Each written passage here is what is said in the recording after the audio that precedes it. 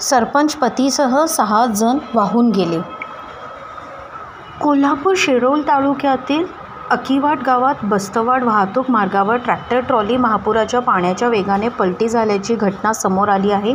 दरम्यान ह्या घटनेत सरपंच पती सुहास पाटील हेही होते. त्यांच्यासह अन्य 2 गंभीर असल्याची प्राथमिक माहिती समोर आली आहे.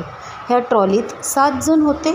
त्यातील 4 जण सुखरूप आहेत, तर 3 जण पाण्याच्या प्रवाहात वाहत गेल्याची स्थानिकांकडून माहिती मिळालेली आहे.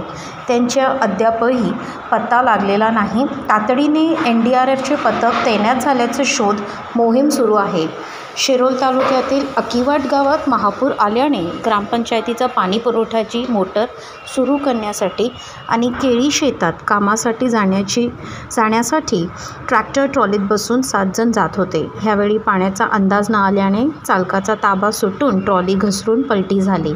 ह्यामध्ये 4 जण पाण्यातून पोहत पाण्याच्या प्रवाहातून बाजूला आल्याने ते सुखरूप बचावले गेले, तर सरपंच पती सुहास पाटील हे गंभीर असल्याची माहिती आहे. तर दोघांचा अद्यापही शोधू लागू शकला नाही. आपत्ती व्यवस्थापन तर्फे बेपत्ता झाल्यांचं शोध मोहीम सुरू आहे. अशाच आणखी बातम्या जाणण्यासाठी सेंट्रल स्टार चॅनल लाईक करा. धन्यवाद.